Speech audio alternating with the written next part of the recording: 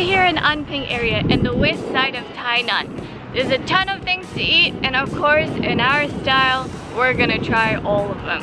I'm hungry, let's go. It seems like there are a lot of prawn cracker, shrimp cracker places lining this street. That's not the only one, definitely not even on this street or in the area.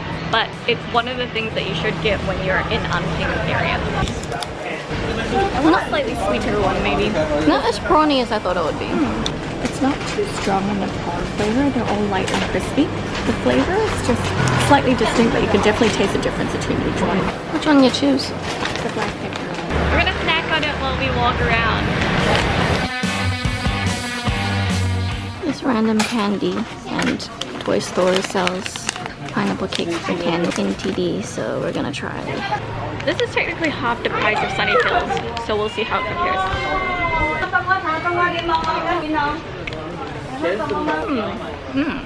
It's straight up a lot sweeter. The pastry is more crumbly and thicker, and the jam is really sticky. This one's not bad. It's just, you know, it's not the greatest one it could possibly be. For a cheap souvenir, I'm pretty happy to get something like that. It seems like they know this is a really touristy area, so they're really pushing the whole touristy vibe on the street. So you can find a lot of souvenirs and a lot of street food here. And it's pretty much the same kind of food that you get in a night market. The Anping area is famous for seafood, especially oysters and prawns. We're here at a restaurant that sells oyster rolls and prawn rolls, which are also a specialty of Tainan and Anping area. We came to this one because it had high reviews, even though it is a little bit out of the central Anping area. But it seems busy. There's a lot of people here, so I'm actually expecting quite a bit. Omelets in Taiwan are not the same as the omelets that you would get in the Western world. They tend to be egg mixed with a starch paste, so you get a sort of sticky texture. Then of course you get your toppings thrown in, like your oysters, and it looks like in this case there's a little bit of vegetable as well. It's mostly vegetable, but the starch is thin, it's crispy, and on the inside when it's still a bit wet, it's sort of chewy and sticky. It's surprisingly cheap too. The oyster is so small, but you can tell immediately when you bite into it because you just get a huge burst of a sort of salty seafood flavor. It's a little bland, but with the sauce, it's good. The oyster roll.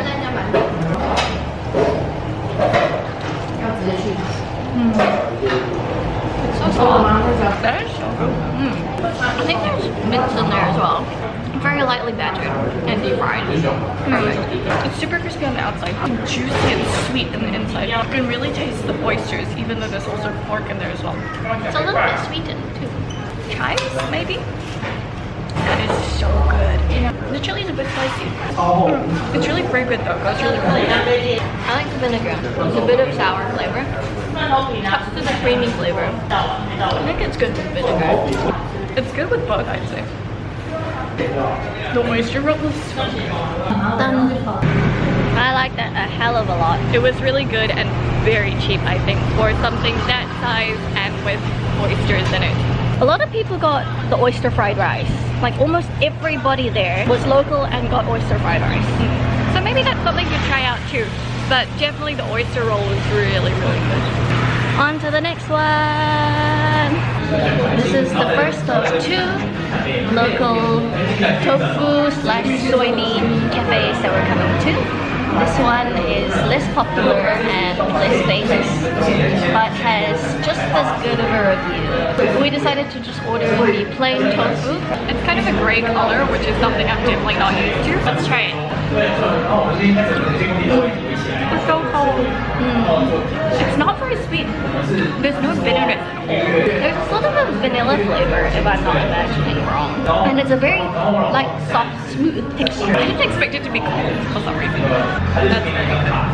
The characters say black bean tea. Not sure if that's correctly translated, but it's free. So let's try it. Oh, it's cold. It tastes like herbal jelly. It's not as sweet as I thought it would be. Let's go to the next one.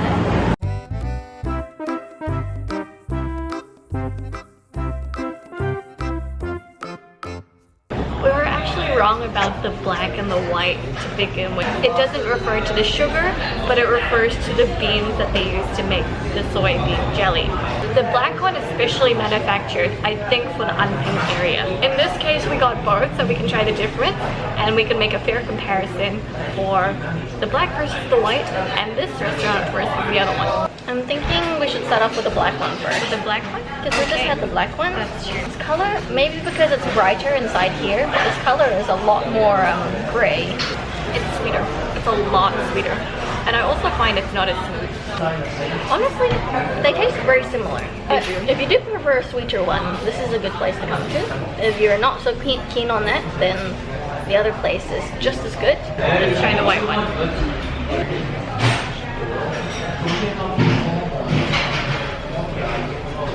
The bean flavor is stronger. Is that just me? So it's distinctly more beany. A little smoother, but not that much. It tastes more like the soy milk that I'm used to. Overall, I think I still prefer white bean curd a little more. But both are good, and they're not too different in flavor. This one is definitely a larger portion and is cheaper per portion as well. Whereas the other one, I think, is a little bit less sweet and maybe a bit smoother. But other than that, it's almost no difference. I don't think you have to go to one specifically over the other. And I don't think you need to try both of them out if you want to try other things as well. We're done here. Let's move on to the next one.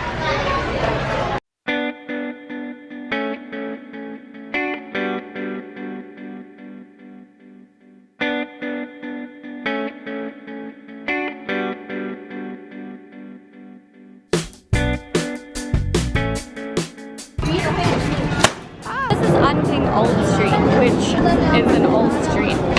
Wow. It's situated between two main roads, so you can't access it with a car, actually, but you can access it by bike. And there's just a lot of old shops for souvenirs and snacks and things that you'd basically take to your friends when you come back. Since cars can't come here, it's just nice to walk through without worrying about English. We got a cold winter melon tea, which I think is also one of the things you should drink while you're in Anping area.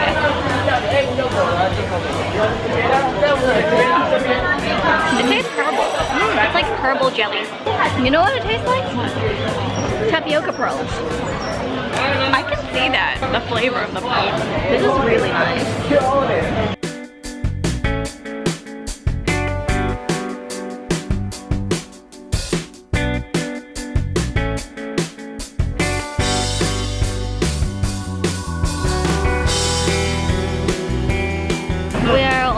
At the end of the day and almost full, but we still have stuff to try. One of the famous shops that you should try in Anping area is a chai pancake shop, which is close to the bridge outside of the main old street area. So there's two different kinds. One of them seems to just be a flat pancake, and the other one is I think either chai or leek pancake, and it's folded across like a pastry and deep fried as well. Shallow fried? Shallow fried as well. We're gonna give the flat pancake a go first. It's kind of like a really thick wonton skin. Crispy, a little bit bready, not doughy at all, and surprisingly it doesn't feel oily in my mouth. It's a little bit floury, almost like a cracker. It tastes like it's been seasoned a little bit. Definitely some salt, maybe some sesame as well. Let's try the next one, the chai pancake, and it smells so good. Let's try it.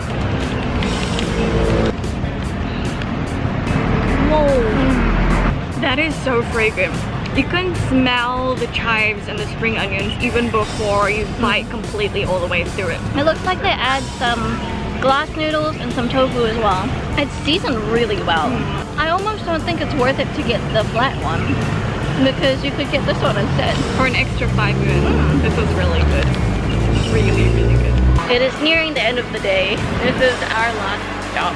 It is creme caramel. It's a flat. But why? I'm not sure, I just found it. And then I read the reviews and it said it's something that you should get here at Anping area. This is the only thing they sell, and it looks like they sell souvenir boxes of these things.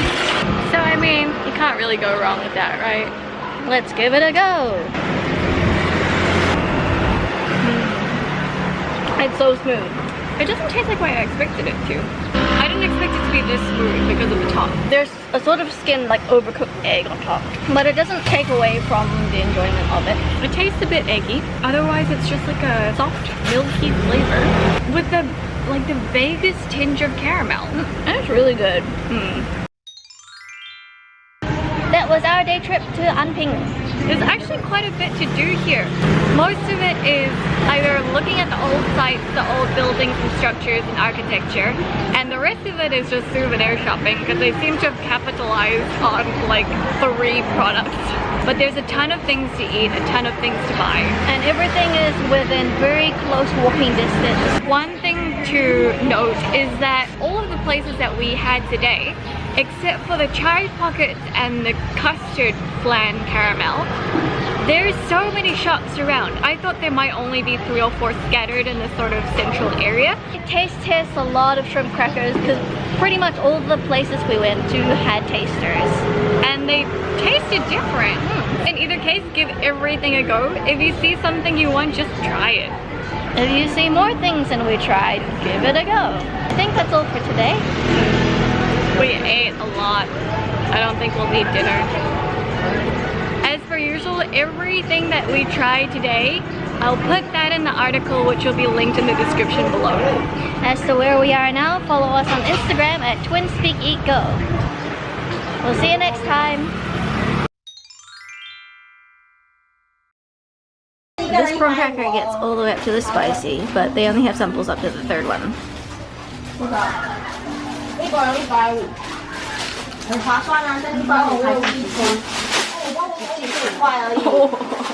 No, thank you. You can finish it.